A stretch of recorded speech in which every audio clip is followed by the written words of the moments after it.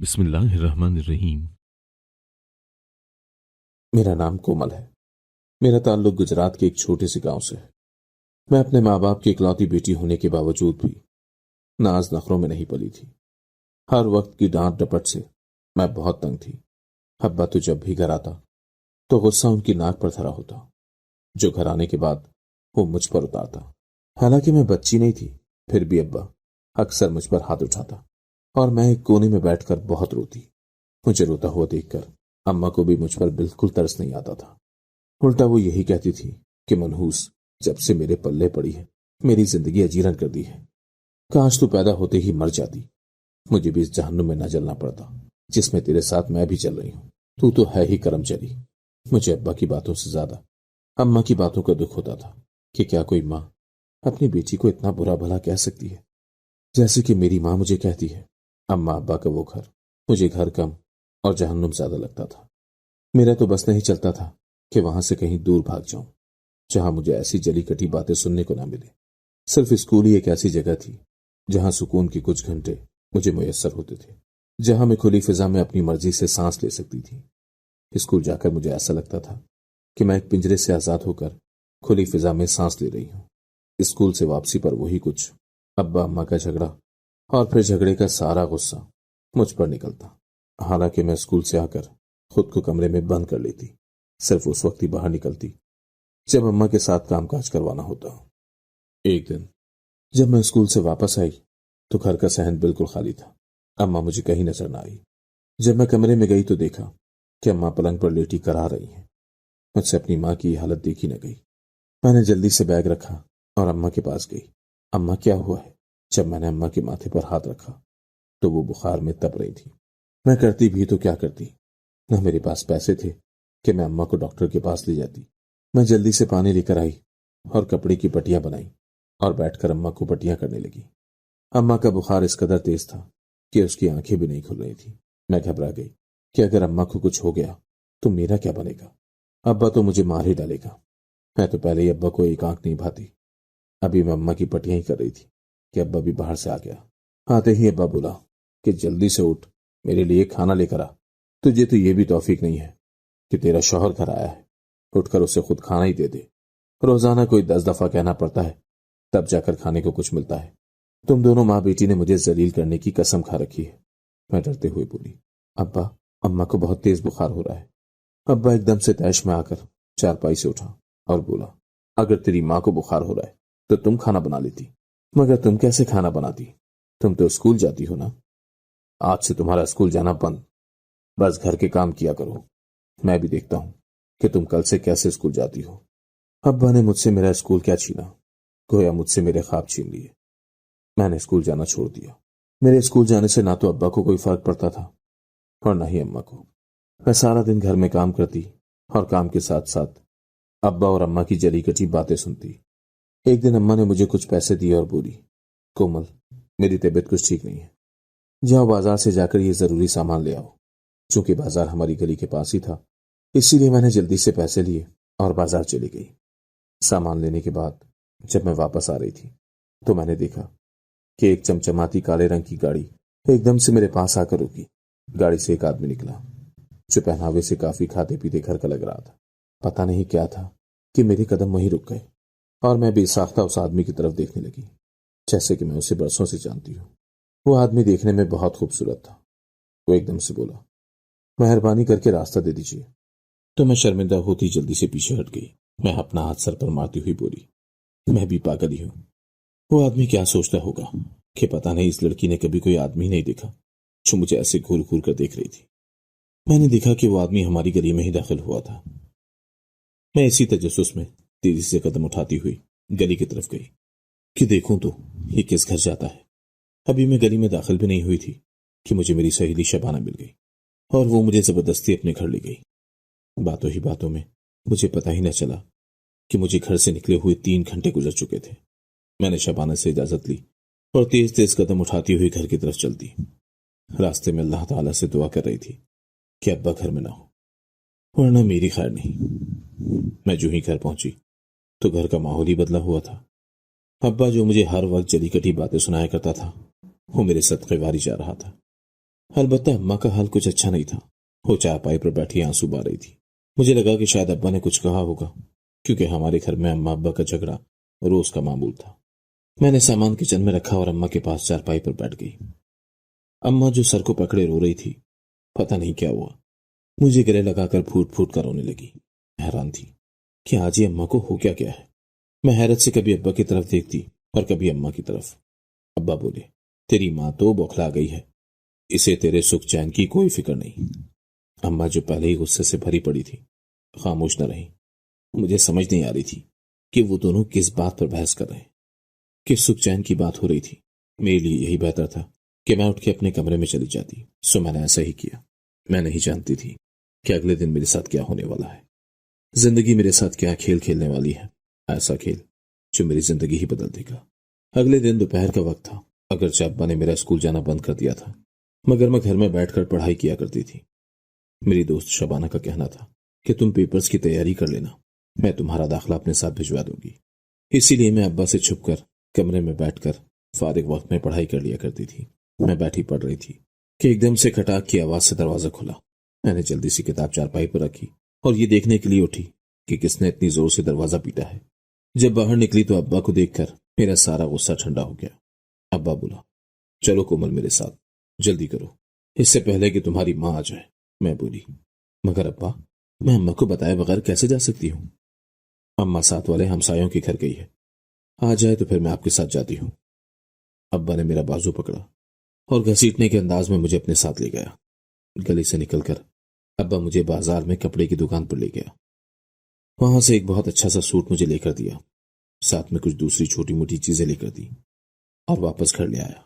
मैं हैरान थी, क्योंकि बचपन से लेकर जवान होने तक कभी भी अब्बा ने मुझे कोई चीज नहीं लेकर दी थी। जो भी लेकर दिया था माँ ही लेकर देती थी, और वो भी ऐसे कि जैसे मुझ पर कोई बहुत बड़ा एहसान कर रही हूं। एक दिन अब्बा बोला, कोमल जल्दी से तैयार हो जाओ, मैं तुम्हें किसी से मिलवाना चाहता हूं। मैं सोच में पड़ गई कि अब्बा मुझे किससे मिलवाना चाहते हैं, जबकि बचपन से लेकर आज तक मैं तो कभी किसी रिश्तेदार से भी नहीं मिली थी। मैं माँ बाप के अलावा हर रिश्ते से महरूम थी। मैं उठी और तैयार होने के लिए कमरे में चली गई। अब्बा बोला, कोमल वो जो मैंने तुम्हें कपड़े लेकर दिए थे ना, वही पहनना। मैं जी में जवाब देती हुई कमरे में चली गई। मैंने वो जोड़ा पहना, सर पर दुपट्टा लिए हुए मैं कमरे से बाहर आई। तब अब्बा बोला, आ जाओ, जाकर अच्छे से तैयार होकर आओ, पता तो चले कि किसकी बेटी है।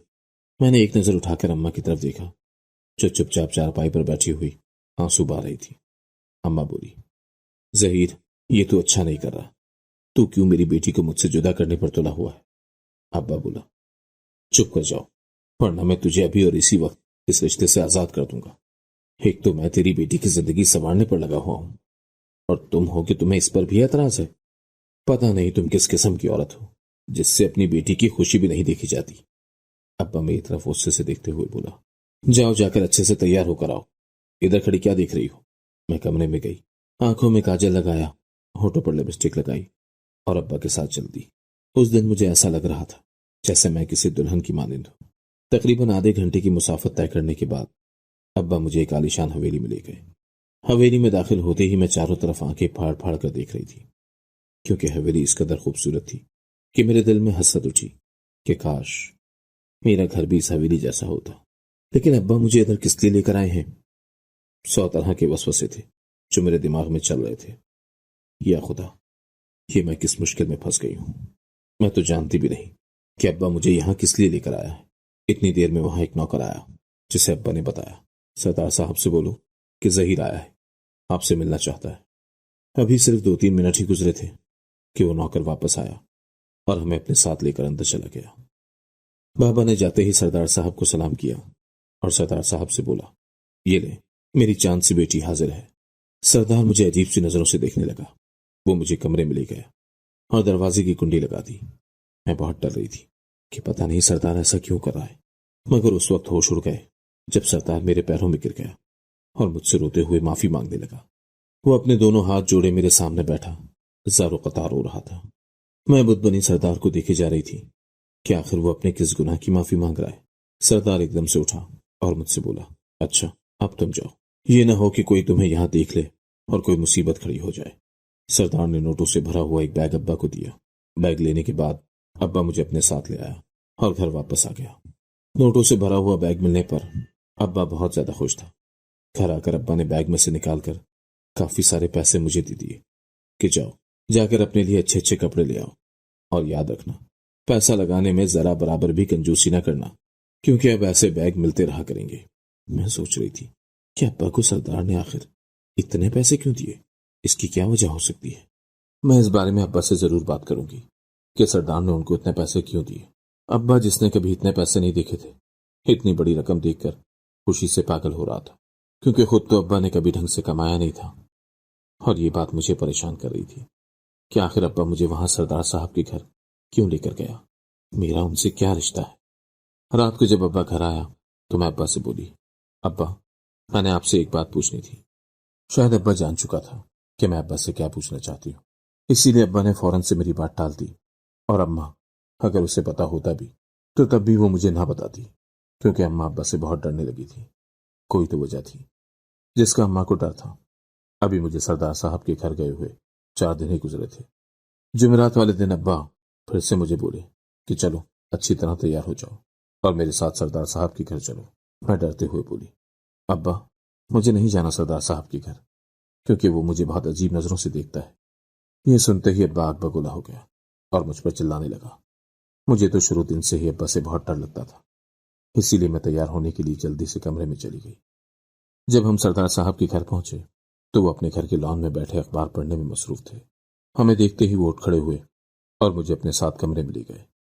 پچھلی دفعہ کی طرح اس دفعہ بھی وہ بہتے ہوئے آنسوؤں کے ساتھ میرے سامنے ہاتھ جوڑے بیٹھے تھے کہ مجھے معاف کر دو، میں نے تمہارے ساتھ بہت ظلم اور زیادتی کی ہے، شاید اس کے لیے مجھے میرا اللہ بھی معاف نہیں کرے گا، لیکن اگر تم مجھے معاف کر دو گی تو مجھے امید ہے کہ اللہ کے دربار میں بھی مجھے معافی مل جائے گی۔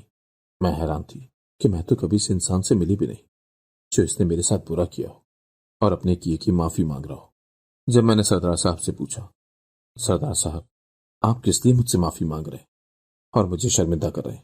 سردار بولا، میرا جرم بہت بڑا ہے، اگر تمہیں پتہ چل جائے تو شاید تم بھی مجھے معاف نہ کرو۔ اب ہر جمعرات کو ابا مجھے سردار کے ہاں لے جاتا، سردار مجھے لے کر کمرے میں بند ہو جاتا اور میرے پیروں میں گر کر معافیا مانگتا۔ میں نے یہ جاننے کی بہت کوشش کی کہ آخر مجھے وہاں لے جانے کی کیا وجہ ہے، سردار کیوں مجھ سے معافی مانگتا ہے۔ ابا سے بات کرنے کی تو ہمت نہیں تھی۔ میں نے سوچا کہ کیوں نہ ابا کی غیر موجودگی میں اس بارے میں اماں سے بات کروں۔ میں اماں سے بات کرنے کے لیے اماں کے کمرے میں گئی تو میں نے دیکھا کہ اماں بے ہوش ہو کر زمین پر گری پڑی ہیں۔ میں نے جلدی سے اماں کا سر اپنی گود میں رکھا، قریب پڑے ہوئے پانی کے جگ میں سے پانی لے کر اماں کے منہ پر چھینٹے مارے، مگر اماں کو ہوش نہ آیا۔ اماں کی ایسی حالت دیکھ کر میری تو ہوائیاں اڑی ہوئی تھی۔ اتنی دیر میں ابا آ گیا تو ہم اماں کو ہاسپٹل لے گئے۔ چیک اپ کے بعد ڈاکٹر نے بتایا کہ اماں کو فالج کا بہت برا اٹیک ہوا ہے، جس کی وجہ سے ان کے جسم کا بایاں حصہ مفلوج ہو گیا ہے۔ ڈاکٹر نے بتایا کہ ابھی ان کو کچھ دن ہسپتال میں زیر علاج رکھنا ہوگا۔ میں بولی، جی ڈاکٹر صاحب، ٹھیک ہے۔ ابا بولے، کومل، میں تو ہسپتال میں نہیں رہ سکتا، تم اپنی ماں کے پاس رہو۔ میں بولی، ابا تم گھر جاؤ، میں اماں کے پاس ہی رہوں گی۔ ابا جانے لگا تو میں بولی، ابا مجھے کچھ پیسے دیتے ہوئے جاؤ، اماں کی دوائیوں کے لیے پیسوں کی ضرورت پڑ سکتی ہے۔ مگر ابا نے تو پیسے دینے سے صاف انکار کر دیا کہ میرے پاس تو پھوٹی کوڑی بھی نہیں ہے، میں سارے پیسے لگا چکا ہوں، تم دونوں ماں بیٹی میری جان بخشو۔ میں بہت پریشان تھی کیونکہ میرے پاس کچھ نہیں تھا، اور ڈاکٹر نے اماں کے لیے بہت سی دوائیاں لکھ کر دی تھی جو کہ اماں کی صحت کے لیے بہت ضروری تھی۔ میں سوچ میں پڑ گئی کہ اب کیا کروں، کس سے کہوں؟ تو میرے ذہن میں فوراً سے سردار صاحب کا خیال آیا۔ میں نے سوچا کہ کیوں نہ سردار صاحب سے مدد مانگوں، ہو سکتا ہے کہ وہ میری مدد کر دیں۔ یہ سوچتے ہوئے میں ہسپتال سے باہر نکلی اور سردار کی حویلی کی طرف چل دی۔ حویلی کی طرف جاتے ہوئے مجھے نوٹوں والے بیگ کا خیال آیا جو کہ سردار نے ابا کو دیا تھا۔ میں تیز تیز قدم اٹھاتی ہوئی گھر کی طرف چل پڑی۔ اس وقت بس مجھے یہ تھا کہ اماں کا علاج ہو جائے، اوپر سے مجھے یہ بھی ڈر تھا کہ کہیں ابا گھر پر نہ ہو، کیونکہ اگر ابا گھر پر ہوتا تو وہ مجھے کبھی بھی نوٹوں والے بیگ کو ہاتھ نہ لگانے دیتا۔ میں دعا مانگ رہی تھی کہ ابا گھر پر نہ ہو، اور اللہ نے میری دعا سن لی۔ جب میں گھر پہنچی تو ابا گھر پر نہیں تھا۔ میں اماں ابا کے کمرے میں گئی تو مجھے وہ بیگ سامنے ٹرنک پر پڑا ہوا نظر آیا۔ میں بہت خوش تھی کہ اب میں اماں کا علاج کروا سکوں گی۔ میں جلدی سے نوٹوں والے بیگ کی طرف بڑھی۔ جو ہی میں نے بیگ کھولا تو چیخیں نکل گئی کیونکہ اس میں سردار کا وہ سب بیگ میں دیکھنے کے بعد میری ہمت ہی نہ ہوئی کہ میں بیگ میں سے کچھ پیسے لے لیتی۔ انہی قدموں واپس ہسپتال آ گئی۔ میرے دماغ میں ہزاروں سوال تھے اور ان سوالوں کے جواب مجھے صرف اماں سے ہی مل سکتے تھے۔ میں اماں کے کمرے کے باہر بینچ پر بیٹھی رو رہی تھی کہ آخر کو میرے ساتھ ایسا کیوں ہوا؟ اماں نے اتنی بڑی حقیقت ساری زندگی مجھ سے کیوں چھپا کر رکھی؟ کیوں مجھے میرے ہر رشتے سے محروم رکھا؟ اس طرح کے ہزاروں سوال تھے، لیکن یہ وقت ان سوالوں کا نہیں تھا، کیونکہ اماں کی حالت بہت خراب تھی اور میں نہیں چاہتی تھی کہ میری وجہ سے ان کی حالت مزید خراب ہو جائے، اسی لیے میں خاموش رہی۔ 3 دن اماں کو ہسپتال رکھنے کے بعد ڈاکٹر نے اماں کو چھٹی دے دی، کیونکہ اماں کی حالت پہلے سے کافی بہتر ہو چکی تھی۔ ابا ہسپتال آیا تو میں اور ابا اماں کو گھر لے گئے۔ میں نے جی جان سے اماں کی دیکھ بھال کی تو پہلے کی نسبت اماں کافی تندرست ہو چکی تھی۔ ایک دن میں نے ہمت کر کے اماں سے پوچھ ہی لیا کہ اماں، کیا تمہیں پتا ہے کہ ابا کے نوٹوں والے بیگ میں کیا ہے؟ تو اماں مجھ سے نظریں چرانے لگی۔ میں نہیں جانتی، مجھے کیا پتا، تیرا ابا ہی جانے، میں کچھ نہیں جانتی، میں بولی۔ اماں، میں جانتی ہوں کہ تمہیں سب کچھ پتا ہے، آخر تم نے میرے ساتھ ہی ایسا کیوں کیا؟ سب رشتے ہونے کے باوجود بھی بچپن سے لے کر اب تک ہر رشتے کے لیے ترستی آئی ہوں میں۔ اس حقیقت کا تو مجھے تب پتہ چلا جب میں نے ابا کے بیگ میں سردار کا وہ خط دیکھا۔ مجھے تو اس پر یقین ہی نہیں آیا، اسی لیے اماں میں تمہارے منہ سے سب کچھ سننا چاہتی ہوں کہ کیا یہ واقعی میں سچ ہے؟ اماں خاموش رہی۔ اماں نے میرا ہاتھ اپنے ہاتھ میں لیا۔ اماں کی آنکھوں میں آنسو ٹمٹما رہے تھے۔ اماں بولی، کومل بیٹا، مجھے معاف کر دو، میں تمہاری مجرم ہوں۔ مجھے یہ سب کچھ تمہیں بہت دیر پہلے ہی بتا دینا چاہیے تھا۔ میں نے تمہیں اس لیے یہ سب کچھ نہیں بتایا کہ کہیں میں تمہیں کھو نہ دوں۔ میں تمہیں سردار جیسے انسان سے بہت دور رکھنا چاہتی تھی، مگر دیکھو قسمت، اس انسان نے ہمیں ڈھونڈ ہی نکالا۔ میں بولی، اماں، کیا واقعی میں سردار میرا حقیقی باپ ہے؟ تو اماں نے ہاں میں سر ہلایا۔ اماں اپنے آنسو پوंچھتی ہوئی بولی، تیرے باپ سردار سلطان نے اپنے سب گھر والوں سے چھپ کر مجھ سے شادی کی۔ تیرا نانا نانی کی میں اکلوتی اولاد تھی، اس وجہ سے ان کے جانے کے بعد اس دنیا میں میرا کوئی بھی نہیں تھا۔ تیرا باپ ہی میرا واحد سہارا تھا، جو کہ نکاح کے بعد مجھے دلاسے دیتا رہا کہ میں جلد اپنے گھر والوں سے بات کر لوں گا، مگر وہ دن نہ آیا۔ ہمارے نکاح کا پتہ تمہارے دادا کو لگ چکا تھا۔ انہوں نے تمہارے باپ کو حکم دیا کہ وہ مجھے طلاق دے دے۔ ابھی ہمارے نکاح کو 6 مہینے ہی گزرے تھے کہ مجھے طلاق کے کاغذ مل گئے۔ تمہارے باپ نے مجھے طلاق دے دی اور اپنے باپ کے کہنے پر اپنی چچا زاد سے شادی کر لی۔ جب تمہارے باپ نے مجھے طلاق دی اس وقت تم اس دنیا میں آنے والی تھی، لیکن اسے کس کی فکر تھی؟ ان لوگوں کو تو بس اپنی انا عزیز تھی۔ اللہ کا کرنا ایسا ہوا کہ تمہارے باپ کی دوسری بیوی میں سے اللہ نے انہیں اولاد جیسی نعمت سے محروم رکھا۔ طلاق کے 2 سال بعد میری دور کی خالہ نے میرا نکاح اپنے بیٹے کے ساتھ کر دیا، جو اٹھتے بیٹھتے میری تذلیل کرتا۔ ایک دن پتہ نہیں سردار سلطان کو کہاں سے پتہ چلا کہ میں نے ظہیر سے نکاح کر لیا ہے۔ ایک دن جب تم بازار گئی ہوئی تھی تو سردار سلطان یہاں گھر آیا۔ اس نے ظہیر کو پیسوں کا لالچ دیا کہ تم مجھے میری بیٹی دے دو، اس کے بدلے میں تمہیں بہت سارا مال و دولت دوں گا، تم ساری زندگی بیٹھ کر کھاؤ گے۔ ظہیر تو پہلے ہی لالچی تھا، وہ فوراً مان گیا۔ اس دن وہ تمہیں سردار سلطان سے ملوانے کے لیے ان کی حویلی لے گیا تھا۔ سردار سلطان نے مجھ سے بھی معافی مانگی کہ میں اپنے والدین کے ہاتھوں مجبور تھا، کیونکہ اگر میں ان کی بات نہ مانتا تو وہ مجھے اپنی زندگی سے نکال دیتے۔ میں نہیں چاہتا تھا کہ میرے والدین، جو کہ میرے چچا کو زبان دے چکے تھے، میری وجہ سے دوسروں کے سامنے ذلیل و خوار ہو۔ کومل، تمہارا باپ تمہیں اپنانا چاہتا ہے۔ میں جانتی ہوں کہ میں نے تمہارے ساتھ بہت زیادتی کی ہے، ایسا تو کوئی سوتیلی ماں بھی نہیں کرتی جیسا سلوک میں نے تمہارے ساتھ کیا۔ ظہیر تمہارا سوتیلا باپ ہونے کی وجہ سے تمہارے ساتھ برا سلوک کرتا رہا اور میں تماشائی بنی سب دیکھتی رہی۔ میں خود تمہیں زندگی سے چھٹکارا دلانا چاہتی ہوں، اسی لیے اب میں چاہتی ہوں کہ تم اپنے باپ کے پاس چلی جاؤ، تاکہ جس جہنم میں میں چل رہی ہوں مزید تم نہ چلو۔ میں روتی ہوئی اماں کے گلے لگ گئی اور بولی، اماں، میں تمہیں چھوڑ کر کہیں نہیں جاؤں گی۔ اماں مجھے دلاسے دے رہی تھی کہ تم میری فکر مت کرو۔ اتنی دیر میں کسی نے دروازہ کھٹکھٹایا۔ جب میں دروازے پر گئی تو کسی نے بتایا کہ ظہیر کی ٹانگ ایکسیڈنٹ ہونے کی وجہ سے ٹوٹ چکی ہے۔ میں اماں کو بغیر بتائے ہسپتال چلی گئی۔ پتہ نہیں کیوں ابا کے ایکسیڈنٹ کا سننے کے بعد مجھ سے رہا ہی نہ گیا۔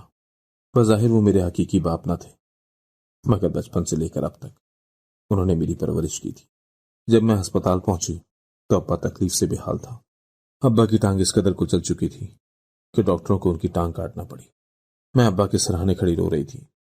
अब्बा बोले, बेटी रो मत, ये सब तुम्हारे साथ किए जाने वाले सलूक की सजा है।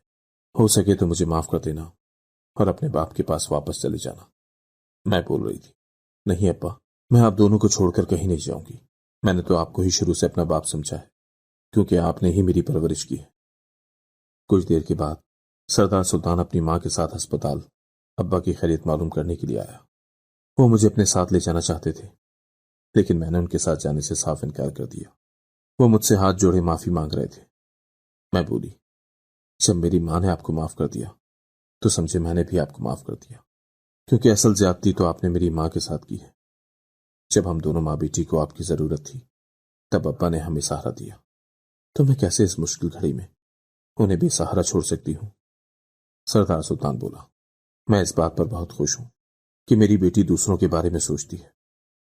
मैं तुम्हें अपने साथ चलने के लिए मजबूर नहीं करूंगा। मैं इस काबिल नहीं हूं कि तुम मेरे साथ रहो। जिसने तुम्हें पाला पोसा, तुम्हारी परवरिश की, उसी के साथ रहने का तुम्हारा हक है। लेकिन फिर भी अगर कभी तुम्हें बाप की कमी महसूस हो तो तुम्हारे लिए उस हवेली के दरवाजे खुले हुए हैं। तुम्हारा जब दिल चाहे तुम आ सकती हो। सरदार सुल्तान ने अब्बा को एक लिफाफा दिया जो कि नोटों से भरा हुआ था। वो बोला, जहीर, चूंकि अब तुम कमाने के काबिल नहीं रहे और मेरी बेटी की जिम्मेदारी भी तुम पर है, तो हर महीने मैं तुम्हें माकूल रकम भेज दिया करूंगा, जिससे तुम्हारा अच्छा गुजर बसर हो जाया करेगा। अब्बा बोला, नहीं सरदार साहब, मुझे इन पैसों की कोई जरूरत नहीं। मेरी आंखों से लालच की पट्टी उतर चुकी है। सरदार सुल्तान बोला, मैं ये देखकर तुम पर कोई एहसान नहीं कर रहा, बल्कि तुम्हारा मुझ पर बहुत बड़ा एहसान है, जो मैं चाहूं भी तो नहीं उतार सकता। सरदार सुल्तान जाते हुए फिर मुझसे माफी मांग कर गया, मगर मैं उन्हें यह ना बता पाई कि मैंने तो उन्हें तभी माफ कर दिया था जब मुझे पहली दफा पता चला था कि वो मेरा बाप है। सरदार सुल्तान ने जाते हुए मुझसे वादा लिया कि मैं उनसे मिलने के लिए हवेली आती जाती रहूंगी। मैंने वादा कर लिया और मैं वो वादा पूरा भी कर रही हूं। मैं जो बचपन से ही हर रिश्ते से महरूम थी, अब उन रिश्तों से महरूम नहीं रहना चाहती थी। इसीलिए मैं अक्सर हवेली जाया करती और अब्बा और अम्मा की इजाजत से दिल चाहता तो एक दो दिन अपने बाप के पास भी रह लेती, जिससे मेरे बाप को भी खुशी होती और वो ढेरों प्यार मुझ पर लौटाते। मैं खुश हूं कि मैंने समझदारी से काम लेते हुए दोनों तरफ के रिश्तों को बचा लिया था। अब अम्मा का रवैया भी मेरे साथ बहुत अच्छा है। अब मैं जिंदगी जीने का सही लुत्फ उठा रही हूं। अगर आपको आज की कहानी पसंद आई है तो वीडियो को जरूर लाइक कीजिएगा और अपने दोस्तों के साथ भी शेयर कीजिएगा। और हाँ, अगर आपने अभी तक हमारा चैनल सब्सक्राइब नहीं किया तो जरूर सब्सक्राइब करें। मिलते हैं कल एक नई और दिलचस्प कहानी के साथ। अल्लाह हाफिज।